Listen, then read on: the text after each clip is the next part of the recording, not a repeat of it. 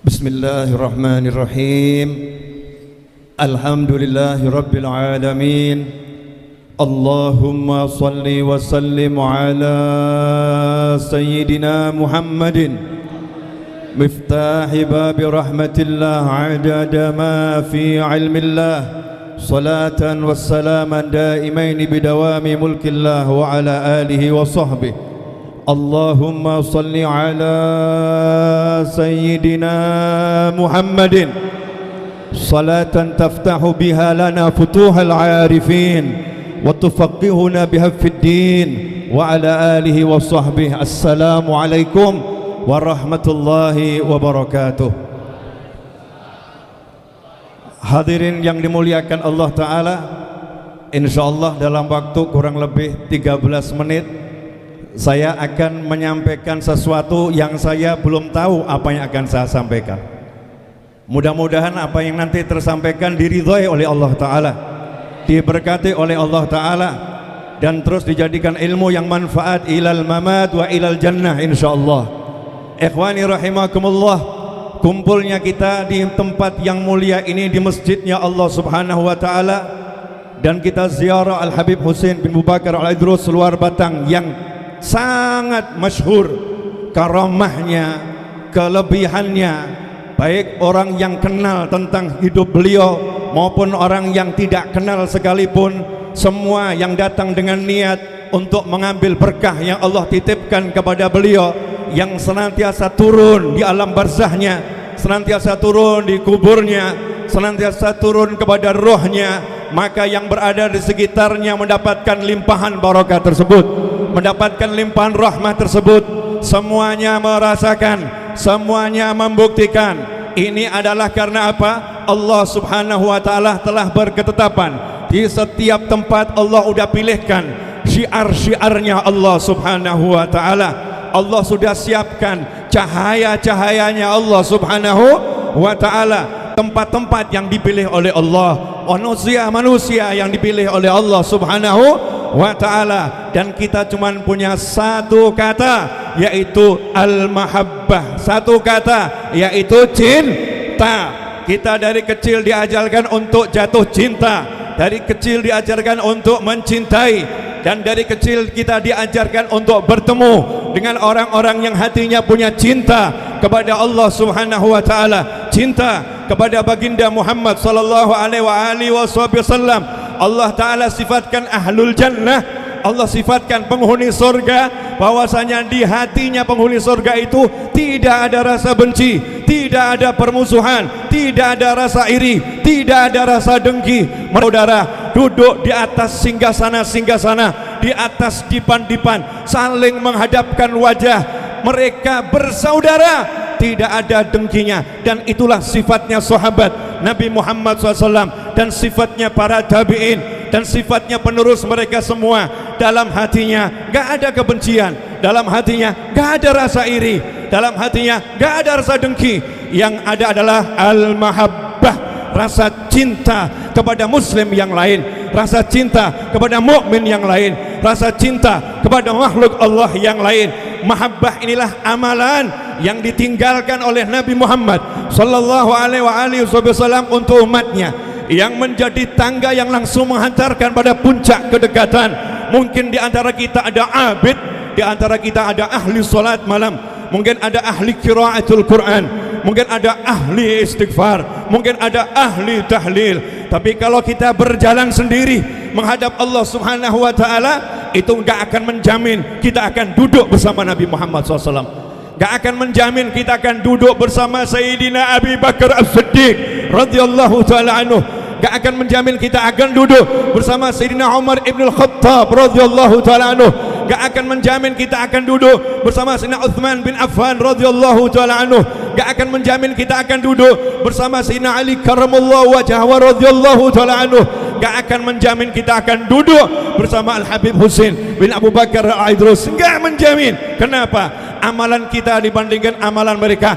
jauh sekali. Ikhwani rahimakumullah, bentuknya mungkin sama tapi isinya jauh berbeda. Salatnya pasti sama, rukuknya rukuk, sujudnya sujud, lakin hatinya tidak mungkin sama. Ikhwani rahimakumullah, Karena itulah Allah katakan lewat lisan Nabi Muhammad sallallahu alaihi wasallam, Allah tidak melihat wajah kalian, Allah enggak lihat rupa kalian, Allah enggak melihat bagaimana bentuk tubuh kalian, akan tetapi yang dilihat adalah hati kalian dan niat kalian. Karena itulah dikatakan oleh Nabi Muhammad sallallahu alaihi wasallam dalam sebuah hadis yang lumayan agak panjang, yang Rasul mengatakan ada orang-orang yang secara zahir orang itu melakukan amalan-amalan penghuni surga, sehingga antara dia dengan surga tinggal satu jengkal lagi dia masuk surganya Allah Subhanahu wa ta'ala. Tetapi kitabnya mendahulunya, di akhir usianya dia mengamalkan amalan penghuni neraka, na'udzubillah min dzalik, kemudian ia pun meninggal su'il khatimah dan ia pun masuk nerakanya Allah Subhanahu wa ta'ala.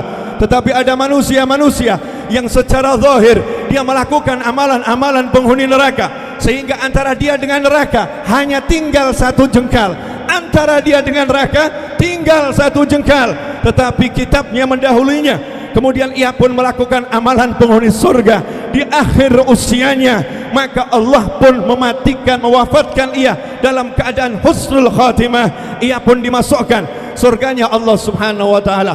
Hadis ini seringkali membuat talibul ilm, orang yang mempelajari ilmu, merasa kebingungan, bagaimana ini, tetapi Al-Kutub Al-Ghawth sebagaimana dikatakan oleh Mbah Hasyim Asy'ari rahimahullah di dalam kitabnya ketika menyebut Al-Habib Abdullah bin Alwi Al-Haddad, Syekh Hasyim Asy'ari, Hadratus Syekh Hasyim Asy'ari, guru kita semua, murid dari Al-Habib Husain bin Muhammad bin Husain Al-Habsyi, murid daripada Muftil Haramain, beliau menyebut Habib Abdullah Al-Haddad dengan kalimat Al-Kutub Al-Ghawth Al-Habib Abdullah bin Alwi Al-Haddad radhiyallahu ta'ala anhu. Tahu makamnya, tahu tingkatnya, yang ngomong orang alim, yang ngomong orang soleh, yang ngomong waliullah, seorang hamba Allah terpilih, Syekh Hasyim Asy'ari rahimahullah. Bagaimana beliau mensifatkan keilmuan, akhlak, bahkan kemuliaan Al-Habib Abdullah bin Alwi Al-Haddad. Saya akan buktikan betapa alimnya Habib Abdullah bin Alwi Al-Haddad melalui khutbah yang singkat ini, ketika membuka hati kita, ketika membuat lapang dada kita, ketika kita membaca hadis ini dan kita menjadi penuh tanda tanya, bagaimana ini kalau sudah takdir yang berbicara, maka bagaimana kita akan hidup? Ikhwani rahimakumullah, kita enggak akan bahas takdir. Kalau takdir dibahas selesai, maka itu enggak bisa, bukan urusan kita, urusannya Allah Ta'ala. Tapi ini ranah ilmiah, ranah keilmuan. Kurang berapa menit ini? Masih ada 5 menit atau? Karena saya nanti kalau keputusnya enggak pas kan enggak benar ngomong. Gini aja ya, kalau udah waktunya berhenti saya disentuh gini ya, biar tahu. Sebab saya ngomong enggak pakai ini, enggak pakai apa namanya, naskah, enggak tahu jadi. Allahumma shalli alaihi. Saya sebagai pencari ilmu dulu sempat gimana ini, nanti saya buru-buru udah ahli sholat, ujung-ujungnya amal maksiat su'ul khotimah, ngeri amat. Maka Habib Abdullah Haddad menjelaskan ketika ditanya tentang hadis ini, beliau memberikan syarah seperti ini. Ada orang-orang yang melakukan amalan-amalan penghuni surga fi zahirih, di dalam jasmaninya, fisiknya, akan tetapi hatinya bukan hatinya penghuni surga. Hatinya iri, hatinya dengki, hatinya sombong, hatinya riya, hatinya sum'ah, hatinya hubbur riyasah, suka dengan kepemimpinan, minta dijadikan tokoh, minta diwongke. Kalau nggak dihargain marah, nggak diundang marah, mudah tersinggung kalau tidak diberi tempat di hati masyarakat. Hatinya bukan hati malaikat, hatinya bukan hati anbiya, hatinya bukan hati mukmin. Karena mukmin sifatnya hatinya nggak ada ghil, nggak ada iri, nggak ada dengki, sofa, hatinya bersih, kama yulad, sebagaimana ketika dilahirkan. Maka orang yang semacam ini dengan zahirnya yang ibadahnya luar biasa, manusia nggak ngerti hatinya, manusia nggak ngerti hakikatnya, tapi Allah nggak ridha dengan manusia yang semacam ini. Maka Allah mewujudkan isi hatinya itu di akhir usianya. Allah tunjukkan kepada hamba-hambanya, ini bukan orang yang baik, ini bukan orang yang soleh. Kebusukan hatinya dimunculkan oleh Allah Ta'ala, sehingga di akhir usianya yang asli dalam hatinya itu muncul, dan dia meninggal dengan su'ul khatimah. Na'udzubillah min dzalik. Sementara ada orang-orang yang seperti kita ini. Kita ini kan amalannya Masya Allah ini. Sholat, Alhamdulillah sholat, tapi sholat kita nggak paham ini. Menurut Syafi'i sah atau enggak? Menurut Maliki sah atau enggak? Menurut Hambali sah atau enggak? Menurut Hanafi sah atau enggak? Sholat bila ilm, sholat nggak pakai ilmu, sholat. Tetapi kalau maksiat kita nggak usah diajarin setan, kita udah pinter. Mata nggak usah disuruh lihat haram, lihat. Mulut nggak usah disuruh ghibah. Lakin orang-orang yang amalannya seperti ini, dia punya hati ketika dia bermaksiat sedih. Ya Allah, kenapa saya seperti ini? Ya Allah, kenapa saya nggak seperti beliau? Kenapa saya nggak seperti beliau? Menunjuk melihat orang-orang yang saleh, husnudzon kepada yang lain, sementara dia menuduh dirinya sendiri penuh dengan keburukan. Dia sadar saya bukan orang yang baik. Orang yang hatinya semacam ini, perjalanan hidupnya di akhir usianya ditunjukkan oleh Allah Subhanahu wa taala min ahlil khair, maka Allah takdirkan dia meninggal dengan husnul khatimah. Saya baca banyak kitab, dapat penjelasan seperti ini baru dari Habib Abdullah bin Alwi Al-Haddad radhiyallahu ta'ala anhu, orang alim. Sebagai penutup, ya mudah-mudahan tidak tahu berapa menit lagi tutupnya. Sebagai penutup, karena ini banyak ulama di sini. Saya hanya talibul ilm, pencari ilmu, yang kalau dapat ilmu pengen saya share. Beberapa hari yang lalu saya kebetulan hadir haulnya Maulana Arsyad Al-Banjari di Jakarta. Di situ saya disuruh ceramah. Di ceramah itu saya dapat tambahan ilmu. Saya akan sampaikan di sini, mudah-mudahan jadi berkah untuk semuanya. Judulnya adalah cinta. Saat itu Nabi kita Muhammad sallallahu alaihi wasallam menyampaikan kajiannya di hadapan para sahabat radhiyallahu taala anhum ajma'in, dan sahabatnya yang di hadapan Nabi SAW sahabat-sahabat yang besar. Sayyidina Abu Bakar, Sayyidina Umar, Sayyidina Uthman, Sayyidina Ali, Sayyidina Anas bin Malik radhiyallahu taala anhum ajma'in, senior sahabat. Mungkin kalau antum melihat ke depan banyak ini senior habaib dan senior masyayikh. Banyak orang-orang di sini yang alim, yang soleh di depan kita. Dan tidak ada orang awam saat itu. Orang awam biasanya yang datang dari desa, karena hidupnya nggak bersama Nabi Muhammad SAW, dikatakan awam, nggak dapat ilmu langsung dari Rasulullah SAW. Jauh di desa. Saat itu belum ada teknologi semacam ini. Jadi kalau nggak datang ke Madinah atau nggak ada utusan Nabi yang ke desa itu, ya taunya ilmu hanya yang wajib saja. Sahabat tuh kalau di hadapan Nabi SAW sifatnya bagaimana? Ka'anna ala ru'usihim thair. Saking hebatnya berguru, tidak bergerak tubuhnya sehingga seakan-akan ada burung di atas kepalanya. Karena kalau burung itu ada di satu tempat, tempatnya gerak-gerak, burungnya terbang. Maka dijadikan sifat bagaimana duduknya sahabat, tidak bergerak di hadapan Nabi Muhammad SAW, hening. Dan Allah pun telah melarang seorang mukmin berbicara melebihi suara Nabi Muhammad SAW. Amalnya bisa hancur. Datang orang dari dusun A'rabi, seorang dari dusun, dari pedalaman yang hidupnya dengan batu-batu di gunung padang Sahara, yang suaranya nggak bisa ngomong pelan. Beda sama orang Solo. Orang Solo kan lemah lembut ya. Kecuali kalau lagi ceramah emang harus teriak gini. Orang Solo lemah lembut. Ada di negara kita misalnya ya, satu wilayah yang orangnya biasa ngomongnya keras. Kalau yang nggak paham dikira kasar, padahal nggak kasar, memang suaranya keras. Ini datang teriak-teriak ketika Nabi lagi ceramah. Coba bayangin. Teriak-teriaknya mengatakan mata sa'ah, mata sa'ah, mata sa'ah. Kalau dilihat dari kacamata keilmuan, orang ini nggak beradab. Dari kalau dilihat dari kacamata ilmunya para sahabat, orang ini nggak sopan pada Nabi Muhammad SAW. Nabi lagi bicara dipotong, Nabi lagi bicara dia teriak, suaranya mengalahkan suara Nabi Muhammad SAW. Apa yang dilakukan Nabi Muhammad SAW dan para sahabat? Nah itu hebatnya sahabat.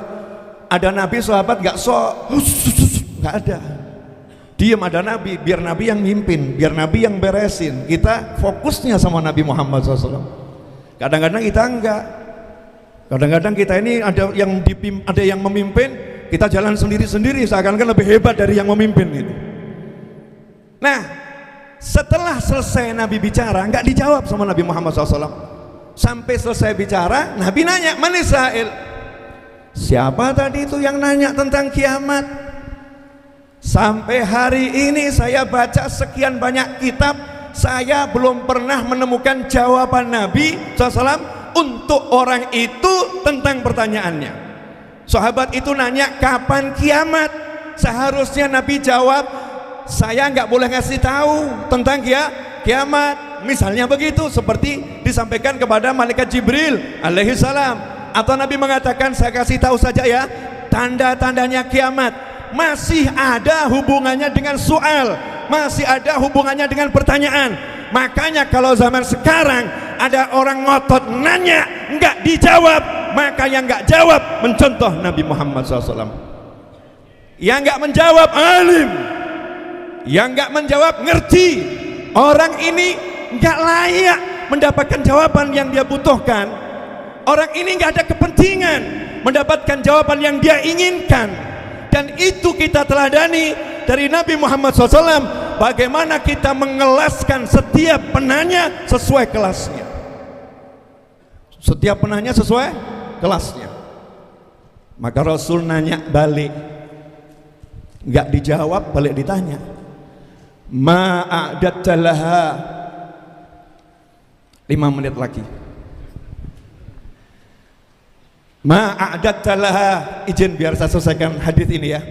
Insyaallah manfaat. Saya mohon maaf yang sebesar-besarnya mengambil waktu lebih banyak dari yang lain. Samihuni. Ma'adatta laha. Kamu nanya-nanya tentang kiamat, udah punya bekal apa? Udah punya persiapan apa? Pertanyaan Nabi ini sangat pas dengan kondisi orang awam. Ngapain orang awam ngebahas kiamat? Bukan ahli ilm. Kalau Nabi bahas dengan malaikat Jibril alaihissalam, itu sesuai. Dan itu pun gak semuanya dibongkar oleh Nabi Muhammad sallallahu alaihi wasallam. Malaikat Jibril juga dikasih ilmu sesuai porsinya. Tapi orang dusun ini gak dijawab sama Nabi, gak dikasih ilmu tentang kiamat. Kenapa? Gak manfaat buat dia, bukan makamnya, bukan kelasnya. Maka Rasul mengatakan yang sesuai dengan makamnya, yang sesuai dengan kelasnya, yang sesuai dengan fungsi hidupnya. Bagaimana kalau ini dia tahu dia selamat dunia akhirat? Maka Rasul nanya, kamu punya persiapan apa? Jawabannya mengagetkan para sahabat, karena ternyata yang nanya ini cuman bonek, bondo nekat kata orang Surabaya. Dan dia jujur di hadapan Nabi Muhammad SAW ngomong, ma'adatulaha, ya Rasulullah SAW, jujur saya tidak mempersiapkan banyak sholat sunnah, saya tidak mempersiapkan banyak puasa sunnah. Mungkin kalau kita yang ada di situ, kita bukan sahabat ya, kalau kita ada di situ kita akan berpikir, ye, ngaku-ngakunya dia ini persiapan sama kiamat. Tapi ketika ditanya, dia bilang nggak punya sholat yang banyak, nggak punya puasa sunnah yang banyak. Walakin pengakuan yang terakhir lebih aneh lagi. Sholat sunnah nggak banyak, puasa sunnah nggak banyak. Terus dengan pede ngomong walakin, dengan pede ditaruh di akhir. Akan tetapi dia banggakan yang terakhir ini. Dia nggak banggakan sholat fardunya, dia nggak banggakan puasa fardunya, enggak. Dia juga mengakui dia kurang sholat sunnahnya, dia kurang puasa sunnahnya, tapi dia banggakan satu hal, walakin uhibbullaha wa rasulah, sallu ala nabi, Allahumma salli alaihi. jelek-jelek begini, sholat sunnah nggak banyak, puasa sunnah nggak banyak kalau bahasa kita, tapi saya cinta Allah dan saya cinta nabinya, rasulnya Muhammad sallallahu alaihi wasallam. Mungkin kita akan berkata, kita ngakunya cinta, tapi kenapa nggak banyak sholat sunnah? Ngakunya cinta, tapi kenapa nggak puasa banyak? Ngakunya cinta, pernyataanmu bertentangan dengan apa yang diperintahkan yang kau cintai. Mungkin kita, tapi Nabi Muhammad SAW melihat ini orang dari dusun, punyanya cinta. Beda dengan sahabat, punya cinta, punya qiyamul lail. Sayyidina Abdullah bin Umar radhiyallahu ta'ala satu malam bisa 5 kali sholat malam. Sayyidina Utsman bin Affan 2 rakaat khatam Al-Quran, bahkan dikatakan fi witir 1 rakaatnya Sayyidina Utsman itu khatam Al-Quran. Kalau kita lihat amalannya para sahabat, ini layak dikatakan pecinta. Nah yang ini ngaku cinta nggak punya amal. Tetapi Rasul mengatakan, anta ma'aman ahbabta, anta ma'aman ahbabta. Dia datang nggak pernah menyangka Rasul akan ikrar I love you. Dia datang nggak pernah menyangka Rasul mengatakan you with me, aku cinta kamu, kamu bersama aku. Karena dia tahu saya orang hina, saya nggak banyak sholat, saya nggak banyak puasa, saya nggak punya apa-apa. Yang saya punya hati saya, hatiku kuberikan untuk Allah dan untuk wahai Nabi Muhammad SAW. Sallu ala nabi. Maka hatinya dijawab, anta ma'aman ahbabta. Sahabat yang ahli tahajud, sahabat yang ahli khatmul Quran, sahabat yang ahli sedekah, sahabat yang ahli istighfar, sahabat yang ahli duha, sahabat yang ahli amal soleh, girangnya luar biasa. Dan mereka berkata, setelah kami memeluk agama Islam, kami itu bahagia, tapi belum pernah kami merasakan kebahagiaan yang melebihi kebahagiaan seperti hari ini ketika Rasul mengatakan anta ma'aman ahbabta, kamu bersama yang kamu cintai. Maka Sayyidina Anas bin Malik, pembantunya Nabi Muhammad SAW, 10 tahun khidmah sama Nabi SAW, gak pernah pede di surga sama Nabi.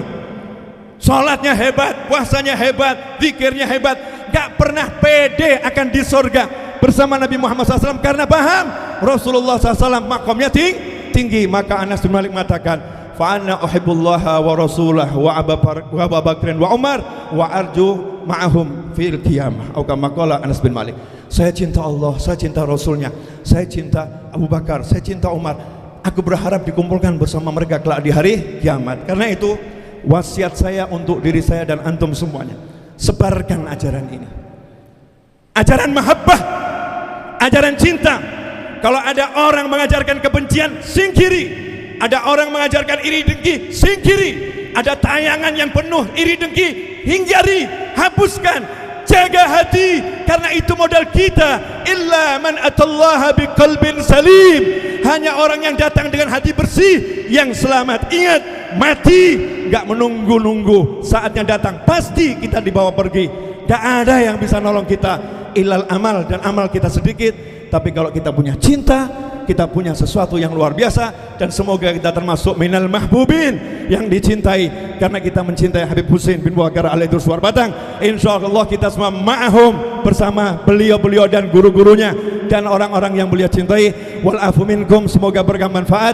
Wa sallallahu ala sayyidina Muhammadin wa alihi wasallam. Walhamdulillahi rabbil alamin. Wassalamualaikum warahmatullahi wabarakatuh.